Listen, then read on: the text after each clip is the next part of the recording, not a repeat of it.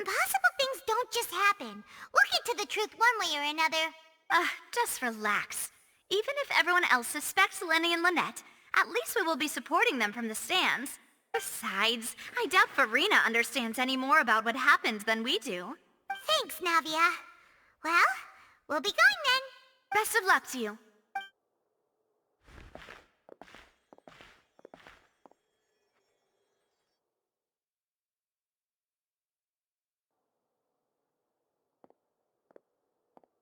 Ah, finally, you're back. Well, how did your investigation go?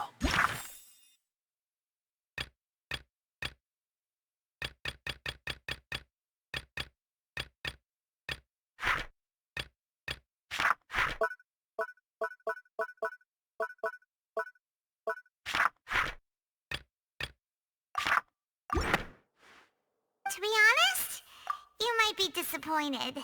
No. We're already very grateful that you were willing to help. Well now, don't you all look disappointed? Don't tell me that your investigation came up empty-handed. That was to be expected, of course. The guilty can never produce proof of their innocence. But don't let that stop you. I shall be terribly disappointed should you, my most anticipated foe, concede so easily. Since both parties are present, I declare that the trial regarding the magic show incident is now in session. Firstly, in order for the audience to understand the causes and results of the incident, could we please have Mr. Linney explain the trick? Yes, of course. I will explain while Lynette demonstrates on stage. All the necessary items have been prepared.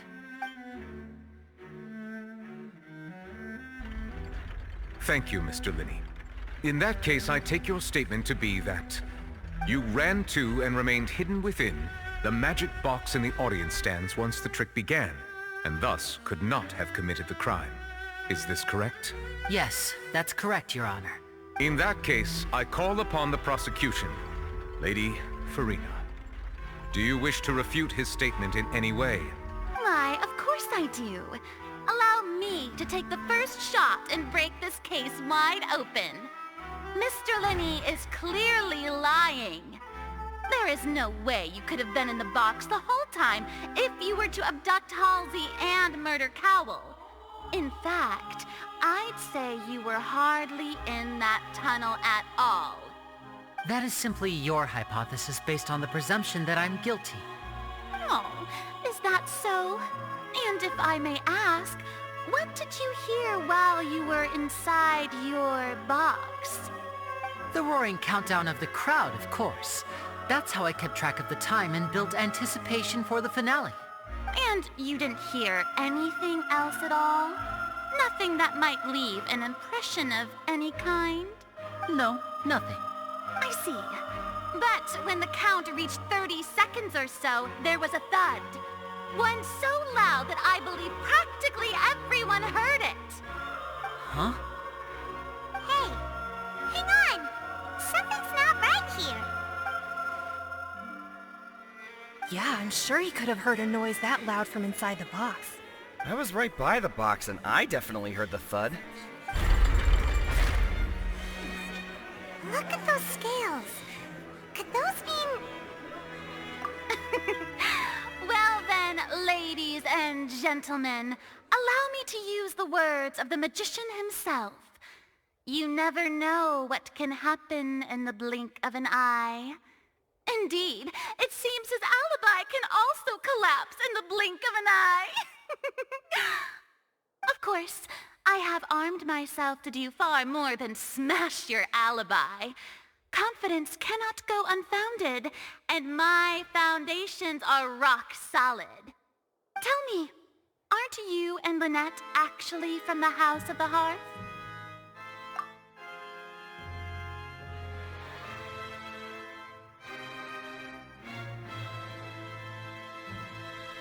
The House of the Hearth?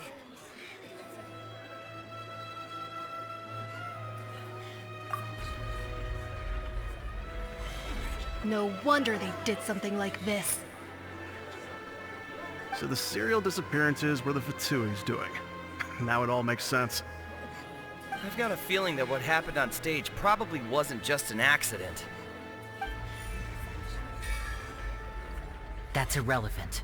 Our identities have nothing to do with what happened. Indeed. Then perhaps you could tell us everything that happened during that 1 minute. Your first priority is to prove yourself innocent after all. I'm sure there is little that needs to be kept secret now. Unless your script already has holes in it. The Outlander is speechless.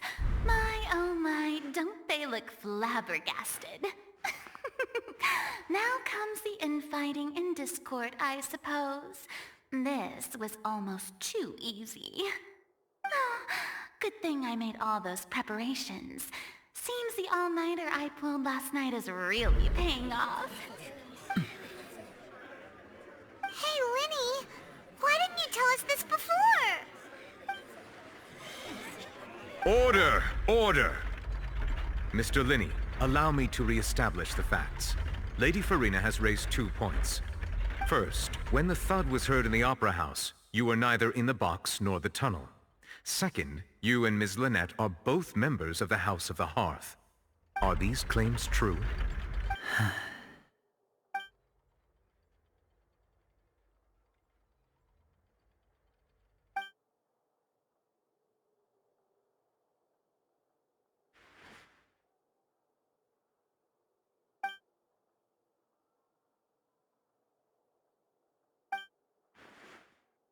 Please answer my question, Mr. Linney.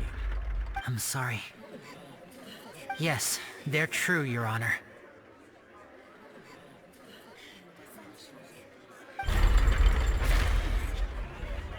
I knew it! Well, that's it. We might as well move on to the sentencing already. What should we do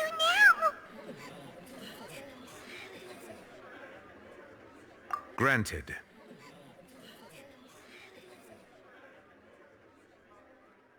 In that case, what is your request? Is that really necessary? They're already as good as guilty. The defendant deceived their own attorneys. What is there left to discuss? Order! Order, I say!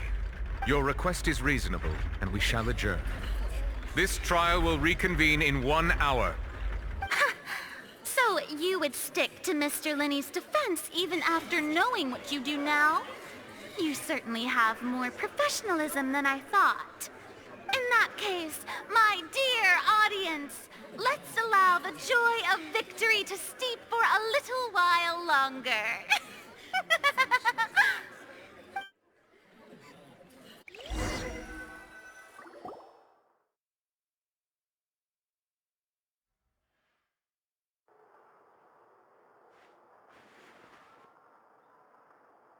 Well, this is awkward. I didn't think the Hydro Archon would dig all that up. I'm sorry, Traveler and Paimon. Yeah, sorry. Paimon doesn't know where to start. We trusted you two. We based our entire reasoning on the assumption that you weren't bad guys. Not to set the wrong tone or anything, but Paimon's really mad! I'm very sorry. I know you're angry, and reasonably so, but please, let me explain. I know you've clashed with the Vitui several times before. I wouldn't be surprised if just hearing the word is enough to make you upset. But our organization is very, very large, and the Harbingers have very different personalities and goals. Right now, we want to save people. As many as we can. That's right. I'm sure we're on the same page when it comes to this nation and the disaster that its people might face. I knew if it weren't for our respective identities, we could become good friends. That's why I didn't wish to flat out lie to you, but chose to hide some details instead. The truth is very important, but being completely transparent about everything would see us spending more effort than we need to. Right. So, you be the judge. Heck, if I were you, I fear that I'd even struggle to trust me at this point. You met a Fatus who works as a magician, a trickster by trade. All by coincidence, too. But still, I'm asking you to trust me. I am no criminal. At least, not in this case. Sorry. Please forgive us. Well, you both say that, but... Right. Let's hear your answer first, and no lies now! Of course. I'll answer any question you ask. We've been trying to find out how the Oratrice operates. We want to know why it has a consciousness.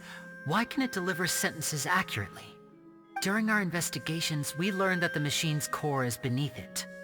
From that moment on, Lynette and I have been designing this box swap trick, with the objective of getting close to the core. Is that why you needed a whole minute? That's right. In truth, the audience would take about 75 seconds to count down from 60, while I would only need 15 to get to the opposite box. So, after jumping into the tunnel, I accessed the Opera House basement via the vent, and went to investigate the room in which the core is stored. That air vent was created during the construction of the tunnel specifically to execute this step. Well, nothing. As soon as I reached that room and was about to investigate, I heard someone's voice. Which should have been impossible, of course. I was quite certain that I was the only one in the room.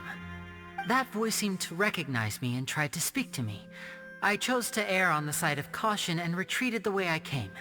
On the way back, I saw the broken vase and the clothes on the ground, but the countdown was almost finished, so there wasn't time to give it any thought. After that, the homicide occurred just as you saw. Well, that explains why you didn't hear the thud. Because of that prophecy I told you about, of course. We must know all we can about this nation's secrets in order to deal with that prophesized crisis. That's the only way we can save everyone. So, there you have it. The whole truth. I swear, I didn't hide anything from you this time. It was never my wish to proceed under this cloud of mistrust either. But like I said earlier, you can be the judge. If you want to leave because you don't trust the Fatui, there's nothing I can do to stop you. Well, Traveler, you decide. Paimon will follow your lead however you choose.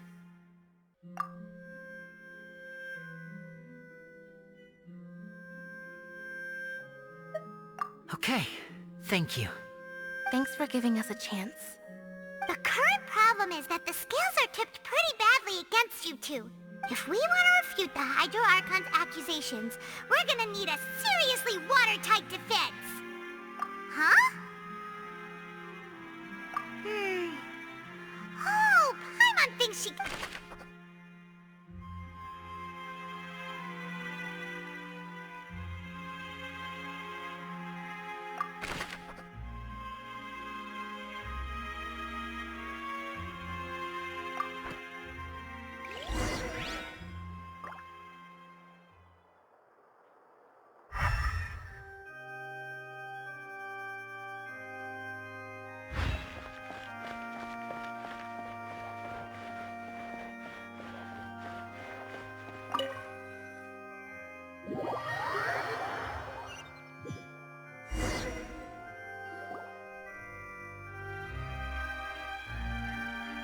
Both parties have returned to their positions. Let us continue the trial. When last we left off, Mr. Linney acknowledged the new evidence presented by Lady Farina as fact. Therefore, Lady Farina may continue stating her reconstruction of the events. That took long enough. Now then, if everyone would lend me their attention. At this stage, let's revisit that scene from Linney's perspective.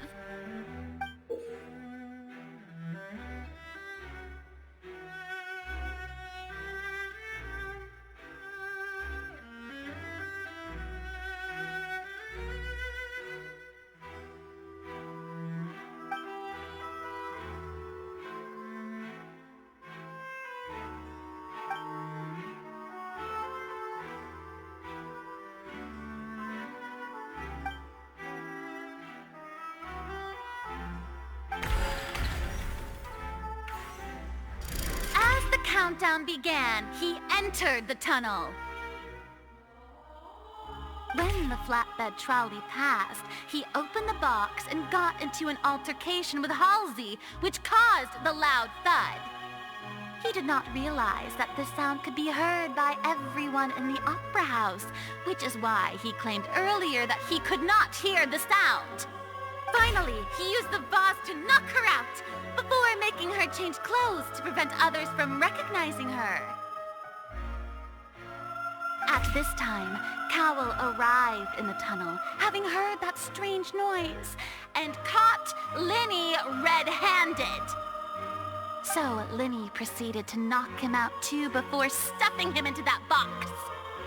Afterward, Linny passed the unconscious Halsey to his accomplice through the magic box in the audience stands, before operating the devices such that Cowell's death would be ruled an accident. And there you have it. That's the truth behind what happened. Does the defendant's side have any objections to Lady Farina's description of the events? The key to refuting Lady Farina is the order of events. What Linny experienced and what he saw.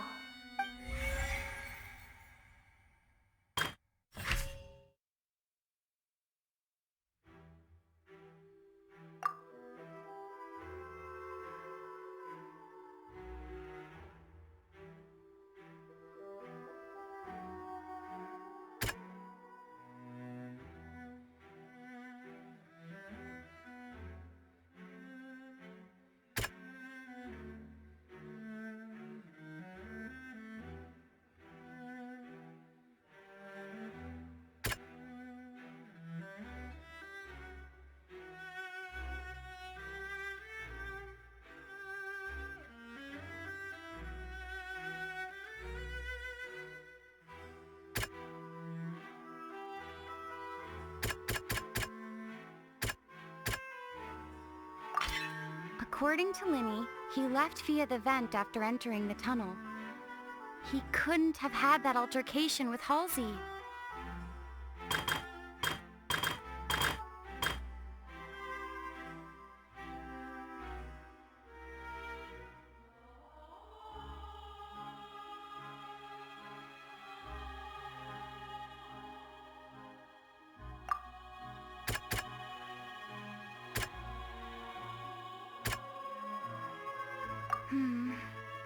Seems this won't produce a particularly effective rebuttal.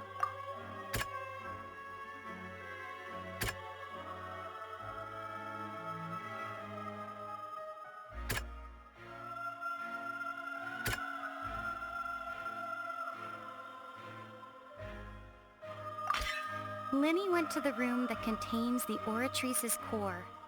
This is the actual truth.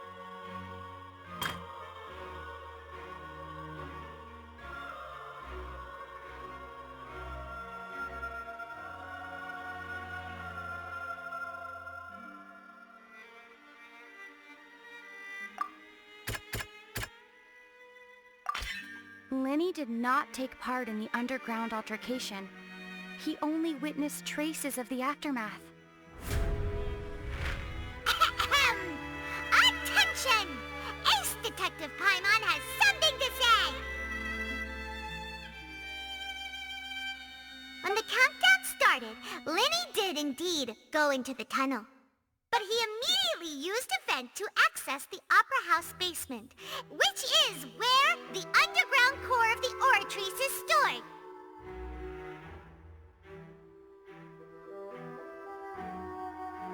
Once he reached that area, he heard a voice in what should have been an empty room. Since he felt something was amiss, he returned immediately.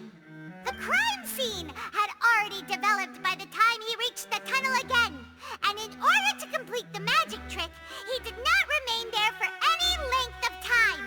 Finally, he reached the surface, and that was when the accident happened from his point of view. Therefore, he's innocent!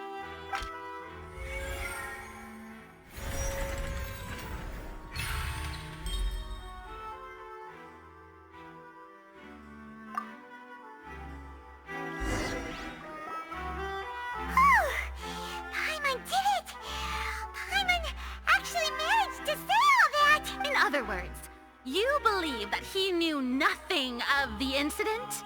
That's right! My reasoning?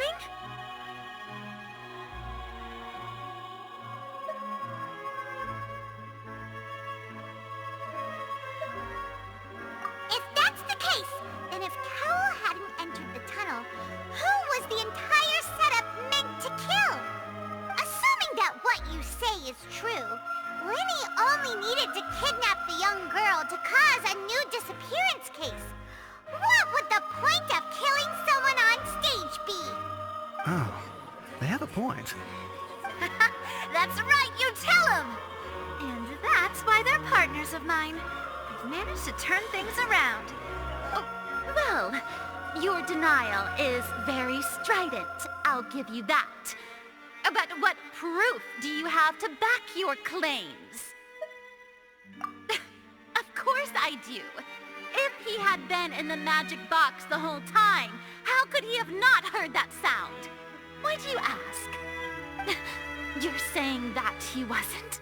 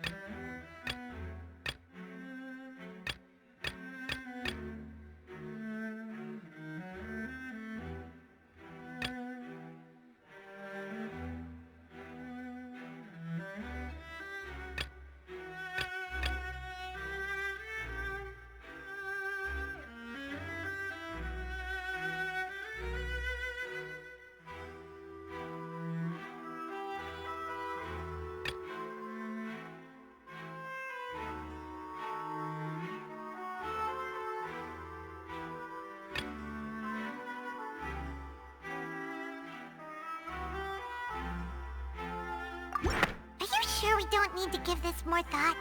Paimon thinks there's something off here. Are you sure we don't need to give this...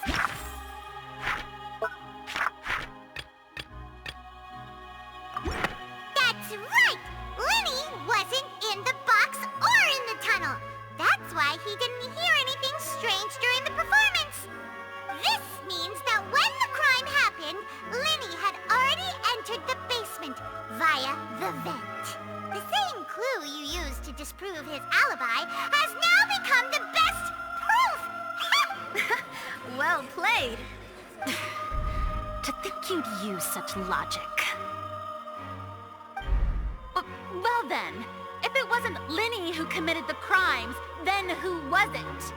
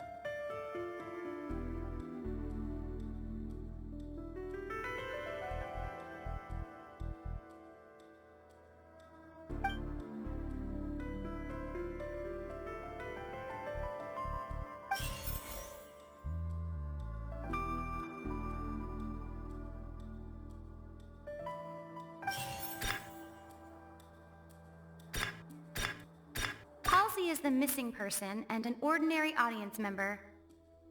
Or did she have her own scheme all along? The deceased's name is Cowell, Lenny's assistant. He would have been able to tamper with the equipment. Could Could there have been a third person involved? Is that really a possibility? The deceased's name is Cowell.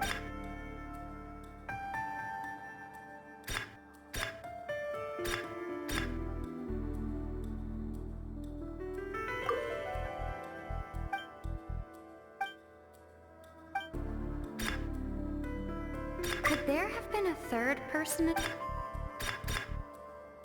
The deceased's name is Cowell.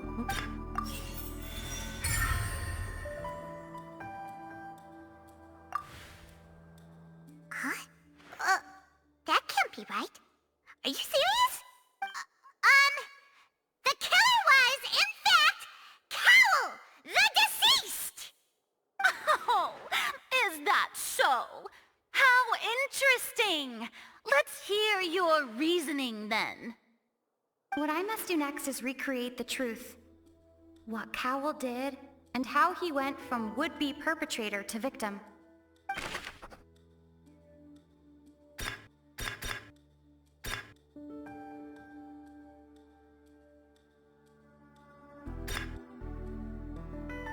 It would have been tough for both people to fit into that vent. They would likely have bumped into Linny as well. Linny was not in the tunnel at that moment, which gave our criminal ample time. The sound we heard may have come from a clash between the missing Halsey and the criminal. Halsey's clothing was in the tunnel, so there must have been some fear that she would attract attention. The deceased's name is Cowell. No one entered or left the opera house through its entrances. So, where would the criminal have wanted to take Halsey? Halsey's clothing was in the tunnel.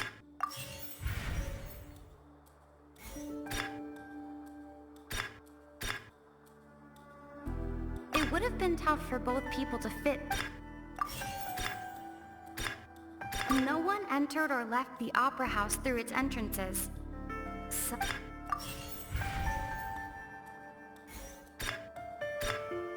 the deceased's name is Cowell.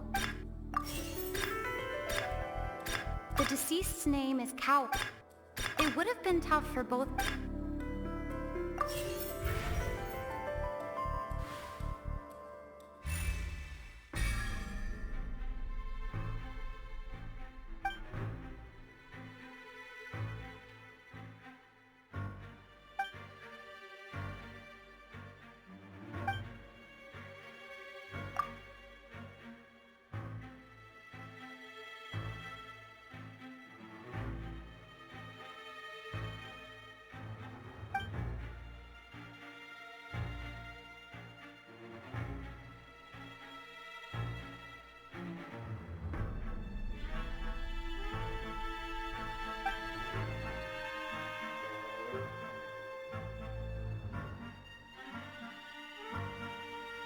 What's wrong, Traveler? Are you still having trouble figuring things out? I see how it is. So this was all just a bluff. And here I thought you had something to show for it. But it seems you're still far from the truth. Look, since we're at a dead end, why not consider a different track? Just like the trick as it transpired, the end result must have been utterly different from the magician's initial design. If only we knew how Halsey disappeared. Well, that would be nice, but the tunnel only has 3 exits, and none of them seem very likely. And it's not like this is a magic trick where you can just make a real live person disappear. You know, like you did from that water tank, Lynette.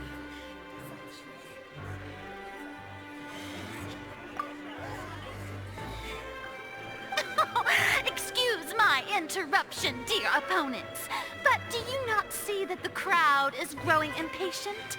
There is no greater sin in this opera house than an awkward delay in the performance.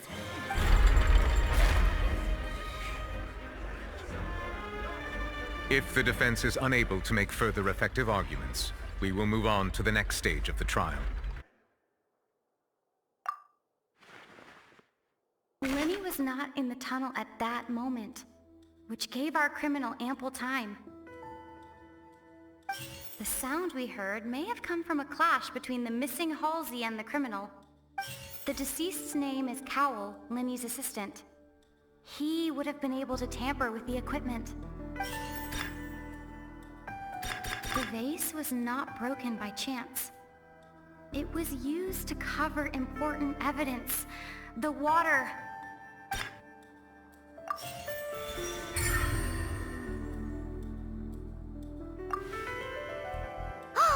Paimon gets it! It all comes together if Halsey disappeared instead of being kidnapped.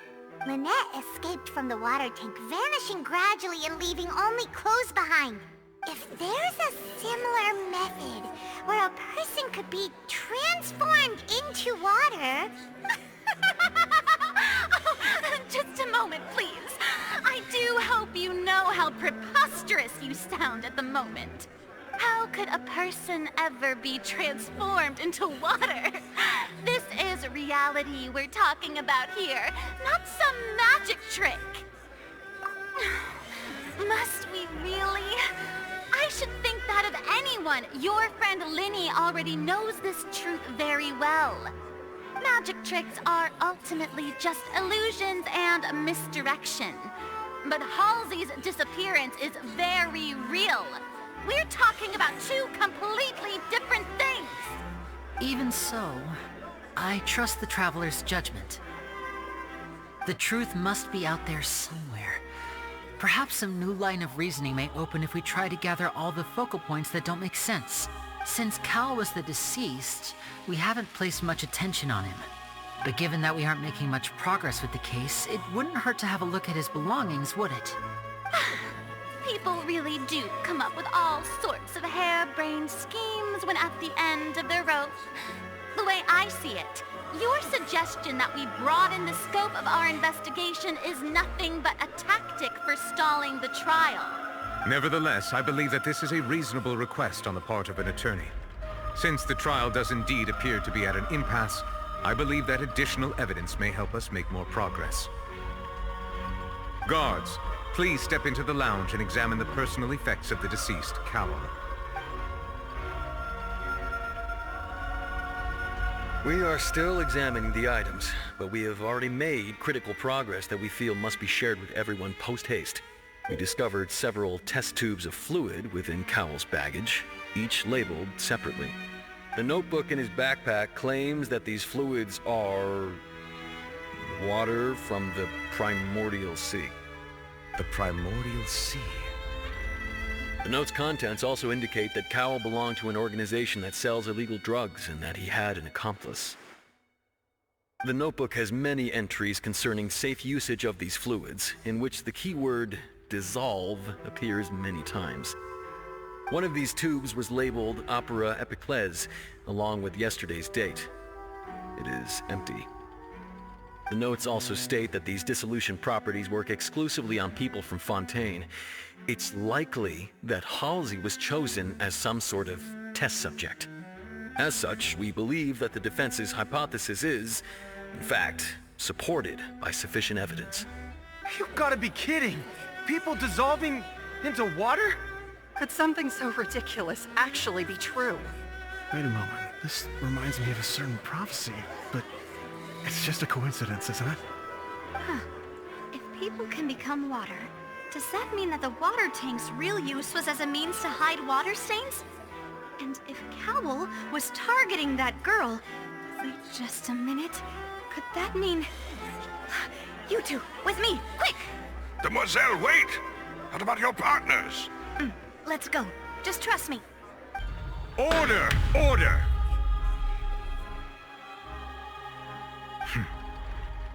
It is undeniable that further examination of the deceased's personal effects has yielded some surprising results, but we cannot yet verify the veracity of these clues. Still, let us assume that these clues are indeed authentic, albeit with the understanding that Ms. Halsey has yet to be found. Guards, please continue examining the items along these lines. Mr. Linney, it appears your hypothesis is supported by the evidence, so please continue speaking. Of course. Thank you, Your Honor. If we uphold this hypothesis, I believe that many of this case's seemingly unrelated clues can be connected together. Right! Like the metal hook! That one didn't make sense at all. Let's think about this. Cowell's methods must have something to do with that water from the primordial sea.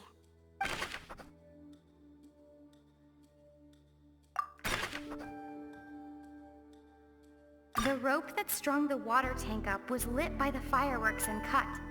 As such, the focus here is on the water and not the tank.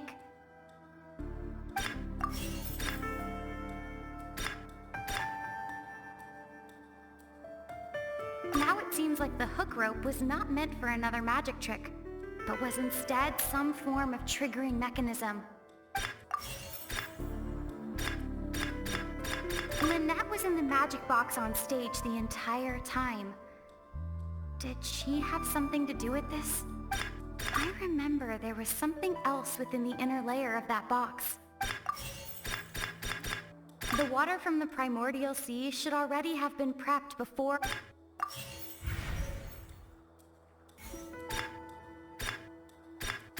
The deceased's name is Cowell, Linny's assistant.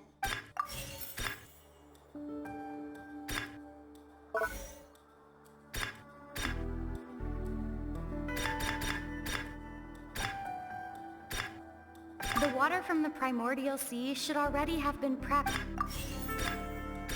The rope that strung the water tank up was lit by the fireworks and cut. As such, the focus here is on the water and not the tank. Lynette was in the magic box on stage the entire time. Did she have something to do with this? I remember there was something else within the inner leg.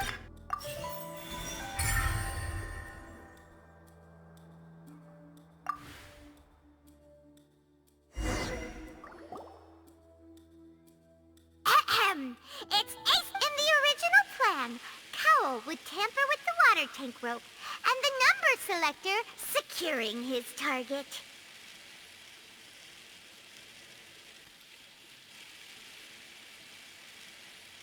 When the magic box containing Halsey was lowered, the metal hook would retract gradually and pierce the balloon at the top of the box. When the balloon attached to the box popped, the water from the primordial sea inside it would pour down and dissolve Halsey. Afterward, Cowell would enter the tunnel and break the flower vase to conceal the water inside the tunnel, with the remaining evidence being covered up by the water tank on stage.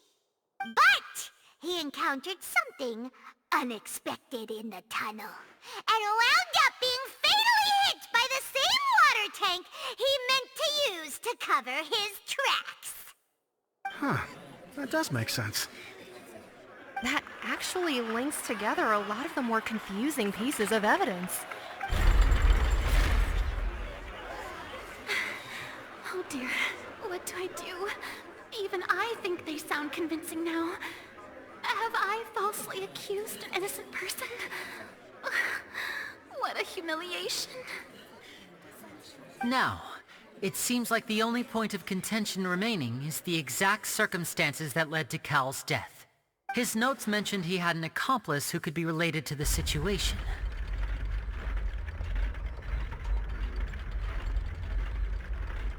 On that note, the guards have just contacted me indicating that they uncovered new evidence.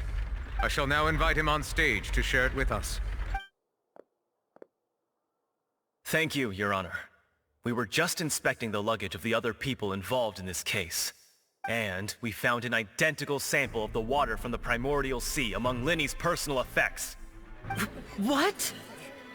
That can't be. Oh, I see. Well, how wonderfully comedic to have your own counterattack only to come back and wound you.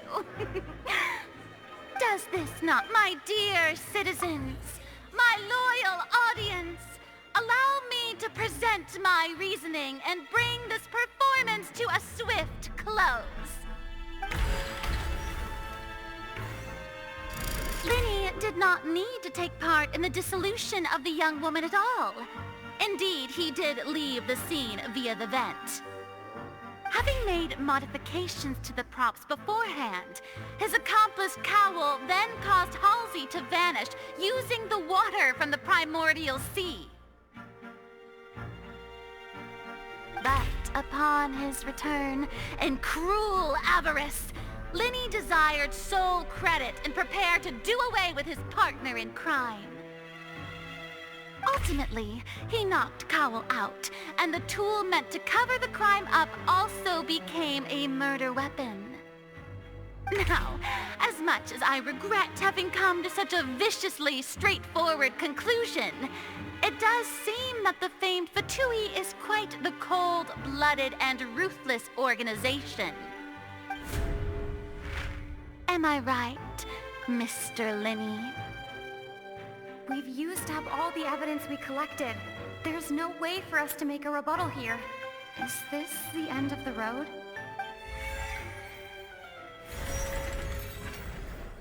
Oh no! Paimon can't think of anything either. It doesn't look like there's any way around this. Seems using the water as new evidence was too good a move. Why did this have to happen now? I think we've all seen enough now, and we have ample witnesses to my flawless reasoning. I believe this is indeed the finale! Now then, my good, noble Chief Justice, should we not, in your view, move... Excuse me, everyone, but I must interject! Miss, I must ask you not to shout, and to respect the ongoing legal proceedings. Oh, come on. Don't be hasty. I have a good reason for interrupting, you know. Now, would anyone here like to take a little break from all this debate and see a little magic? I'll show you an amazing trick. One that can bring a young woman who has disappeared back in the flesh, right before your very eyes. Please, do the honors, Mr. Linny, if you would be so kind. What in the world is she saying? No offense, miss, but miracles like that are beyond my scope as a magician. Come on now, don't be silly. Magic is all about misdirection, isn't it? It often conceals the truth while presenting a fascinating illusion. But once everyone believes the illusion, can't magic reveal the truth to them once again? And wouldn't such a trick be the most marvelous finale to today's performance? Come on, Linny and Lynette. Give it another go. Don't worry. Spina di Rasula has made the necessary arrangements on your behalf. But, as the magic makers and stars of the show, I think I should leave the final performance to you. I understand.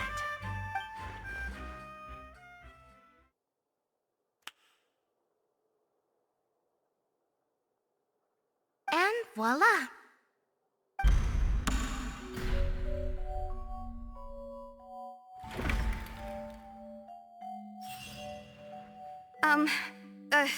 Sorry for the interruption. Wait, isn't that Halsey? So the whole thing about people dissolving wasn't true after all? To be clear, I'm only here because this person told me that if I testified, the merit of doing so would lessen my sentence. I was hiding outside this room listening to the proceedings because I was afraid that I would be the one put on trial. I was just feeling happy that no one had noticed me, and then before I knew it, she caught me. That'll teach you to underestimate us three. Where should I begin? I'm sorry. I'm the one who killed Cowl. I admit it. What? Why? Firstly, my name isn't Halsey. It's Lillian, and I'm originally from Mondstadt. I heard that Linny's show was gonna be a real thriller, but I missed the chance to buy a ticket, so I stole one. That's how I make a living. I steal stuff here and there, and I'd never been caught before. But I was noticed at the harbor a few days ago, and I barely got away. Linny was the one who caught me in the act. Hey, no wonder you look familiar. Liddy even mentioned that you were pretty skilled. Well, and I thought that would have been the end of it, but then the number selector chose me. He even mentioned the Fortress of Meripede. That's a prison, isn't it? So you can imagine how shocked I was. I thought he was on to me for sure. So I played along with the show while looking for an opening to flee, but then I got water poured on me for no reason, and then someone jumped into the tunnel to nab me. I wasn't going to take that lying down, so I knocked him out and stuffed him into the box. There was nowhere to run from there, though, so I had to change my clothes and hide in a box containing performance costumes. I slipped out after the first guard arrived at the scene and continued hiding inside the opera house. Can a person even hide in there?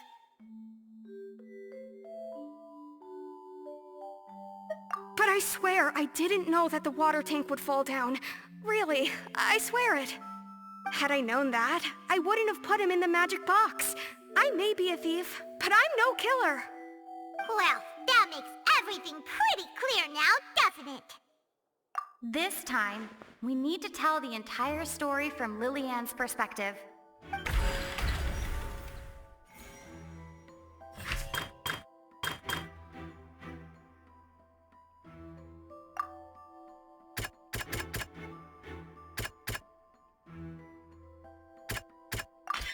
The strange sound wasn't from a fight. It was Lily-Ann's attempt to break out when she was frightened.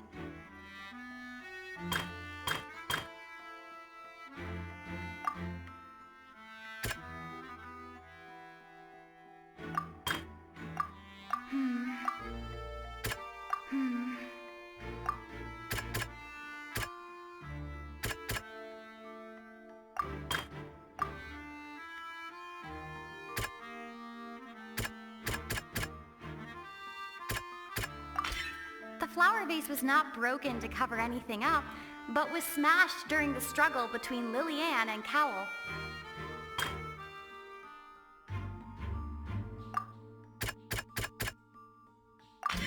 Lily-Ann was afraid that she would be recognized if she left, so she changed clothes and hid, biding her time. Just what one might expect of an experienced thief.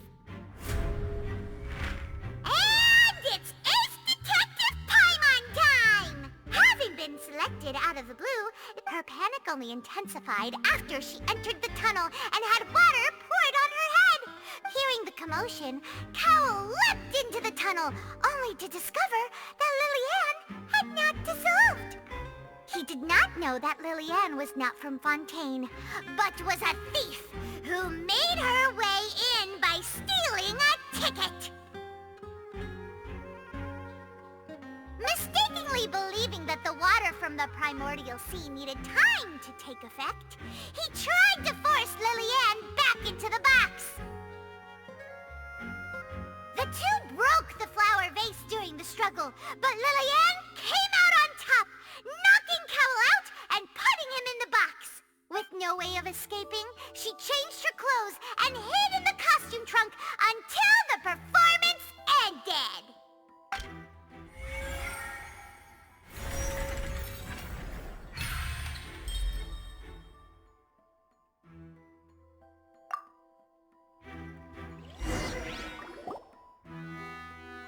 She knew that she would have to go through guard inspection if she tried to leave afterward. So, she has been trapped in the opera house these last 2 days. She had already become desperately hungry by the time we were chatting over macarons. So, she swiped 2 of them right under our noses. Talk about a sneaky thief. At this point, all the events that happened in the tunnel have now come to light. Ah, so that's the whole story. Bravo! Bravo! Now then, Lady Farina, do you wish to speak against the defense's statements? Please answer the question, Lady Farina. Also, if I may add, the trial has not yet ended. As such, I request that the prosecution not leave the room before the proceedings have concluded. What? Are you reading my mind now? No, I have no further arguments. I admit defeat. But really, could you at least have left me with some dignity? Wow, look at that! She's like a deflated balloon now! If there are no objections, then as the Chief Justice of Fontaine, I shall once again repeat the full sequence of events. The actual perpetrator of the serial disappearances, Cowell, selected his next victim from the audience reservation list. With some modifications to the selector, he could ensure that the pre-selected young woman would be chosen. To cover up any evidence while committing the deed, Cowell thought of allowing the water tank to fall, which would conceal the water left behind after the young woman was dissolved. He also tampered with the rope suspending the water tank, using the fireworks at the end of the performance to cause the tank to drop and hide the watermarks. He poured the water from the primordial sea into a balloon during the preparation of the magic box and stuck it to the box's lid. Finally, he passed the prepared hook on a rope through the gap in the magic box's door when bringing the young woman to said box. When the magic trick officially began, the box containing the woman was lowered into the tunnel, tightening the hook rope and bursting the balloon containing the water.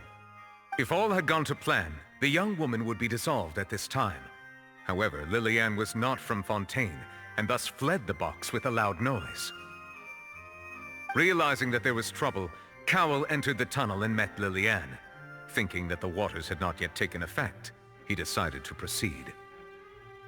However, his opponent was more capable than he thought, and he was overcome, knocked unconscious, and placed into the magic box, and thus became his own final victim.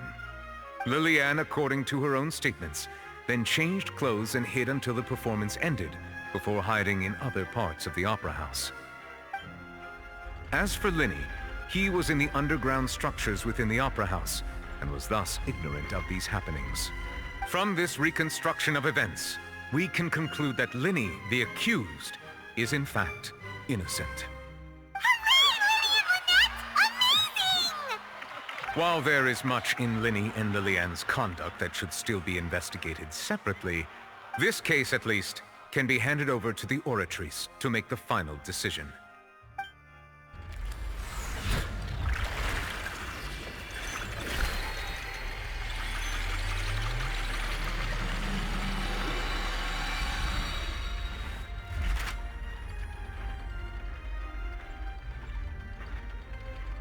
As such, Linny and Lynette are officially declared not guilty. Great work, partners. Thank you all. Thank you so much. Next, I think we deserve an explanation, Guard Vaughn. How did you find the water from the primordial sea in Linny's baggage? Right! Your discovery caused me to make a serious mistake, you know. Or was that not a discovery, but false evidence that you dared to bring before this court? I suspect that the accomplice mentioned in Cowell's notes was not Linny, but you, yes? I'm sure you know what you must do to lessen your sentence. Speak quickly! Unless you want to earn yourself a one-way ticket to Coupon Town. I was just following orders. We were supposed to place blame for the serial disappearances onto Linny, and thus cause suspicion to fall on the Fatui. The higher-ups said this was the best opportunity to do so.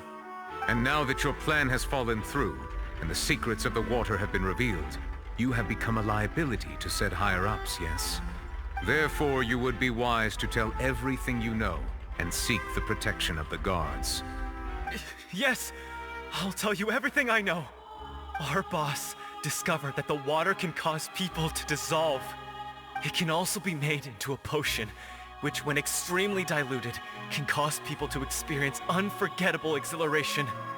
We've been in this business for a while now, and have made decent mora off it. The disappearances were also the boss's idea. I mean, this is the boss we're talking about. The...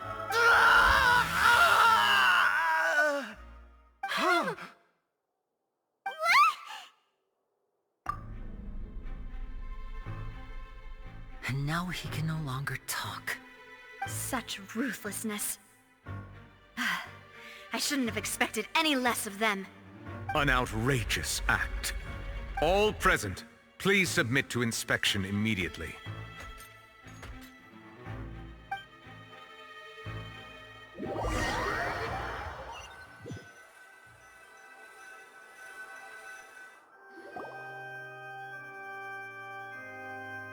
So, we're just going back now?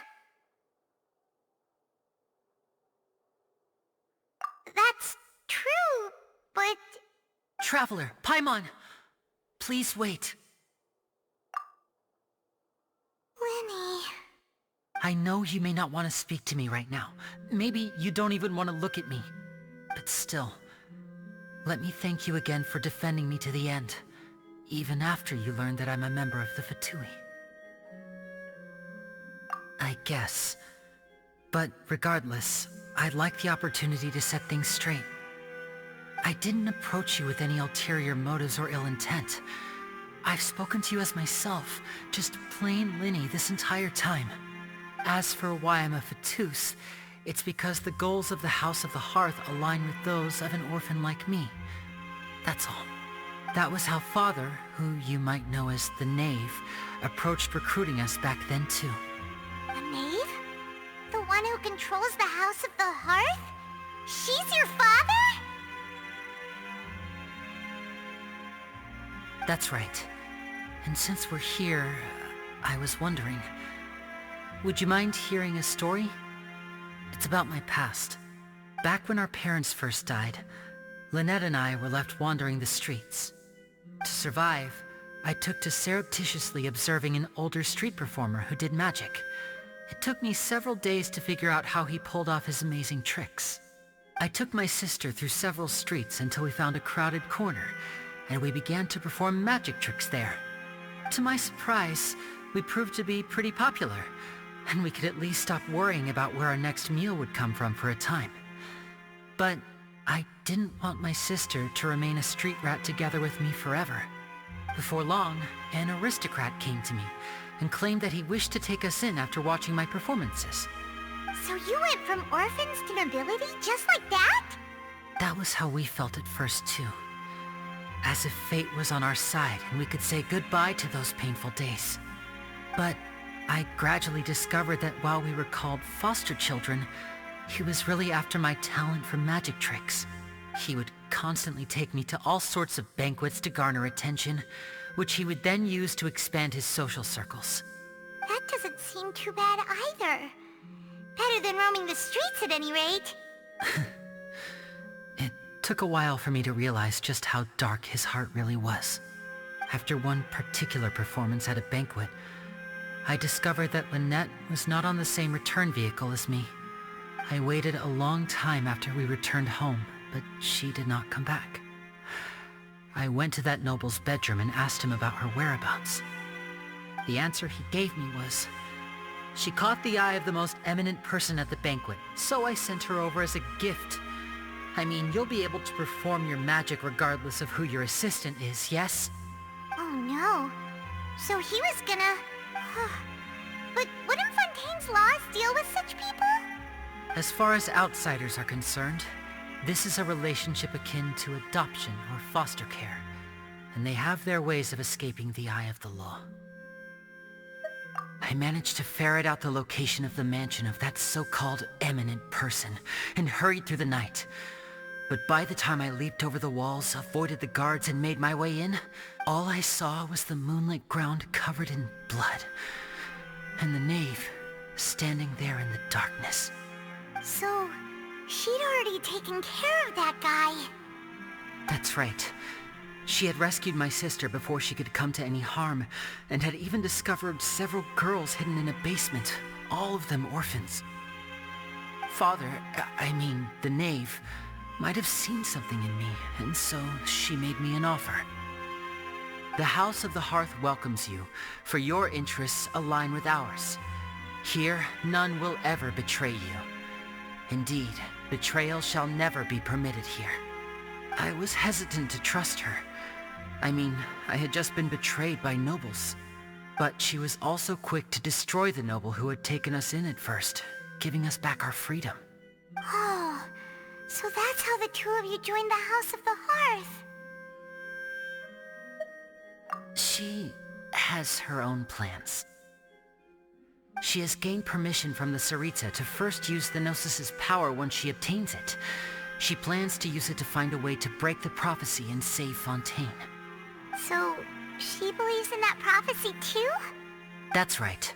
The whole House of the Hearth is currently working to combat that crisis. Today's case has also proven that people from Fontaine can indeed dissolve into some sort of water, thus further supporting the prophecy. All of us house members here, Lady Arlecchino herself included, are from Fontaine. We won't give up on defending our homeland. To us orphans, the only connection we have left to this world, apart from our family, is our homeland. So, from small deeds like distributing magic pockets to huge schemes like stealing a gnosis, everything is aimed at dealing with that prophecy. It's all right. I understand. The only thing I can do is relate all this to you. I just hope you can understand that even as a member of the House, I have never stopped making my own decisions, and that I believe what I'm doing is right. If you should need anything at all in the future, feel free to find me. I will do my best to help you, as plain Linny.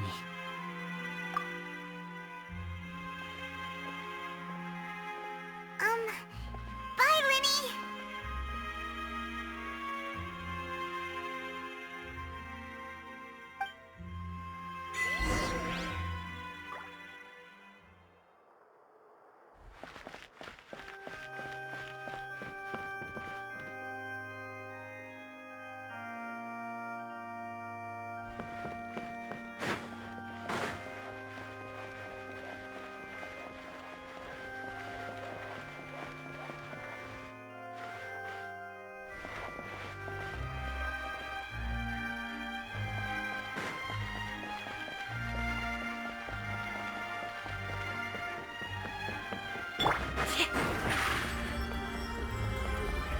Over here!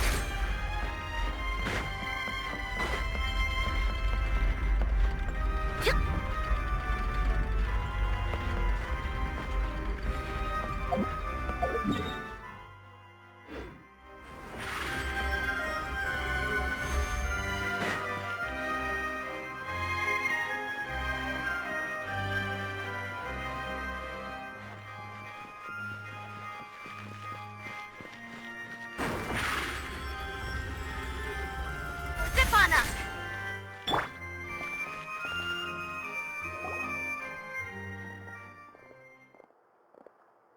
Hey there! What was with the disappearing act you pulled right as the trial ended? Were you looking for us, Navia? Well, this whole thing isn't exactly over, is it? I do feel that we're getting closer to solving the serial disappearances case, though. Don't you think so, too? Huh? What's wrong, my dear partner?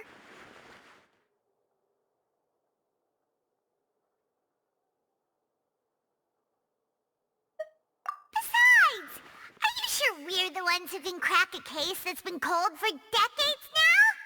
And given that there's new evidence from the trial, there should be a trail of breadcrumbs for the Hydro Archon's people to follow now, right? Ah. I see. Well, I won't lie. I'm a little shocked to hear that from you. But I suppose you are just travelers who have only arrived in Fontaine after all. Sorry. I might have been too presumptuous. Don't say that, Navia. Ah, and we were having so much fun investigating with you, too. It was like having new waters flowing into a stagnant mire, causing new hope to spring forth, and the reflection in the murk to become clearer. Sorry about that. I'm a bit prone to nostalgia. Don't mind me. Wait, shall we have a farewell meal? You know, to commemorate our time as partners? Huh? Do we really need to get that formal? Well, guess you really did treat us as partners, huh? Well, I just like to have a proper ending to every important memory. That way there are no regrets later. Anyway, it would just be a meal, so it shouldn't take up too much of your time. You don't have to twist Pylon's arm. Oh, wonderful. In that case, why don't we return to the court of Fontaine and head to the Hotel de Boer? I believe we'll make it just in time for dinner. All right then, let's have our farewell meal.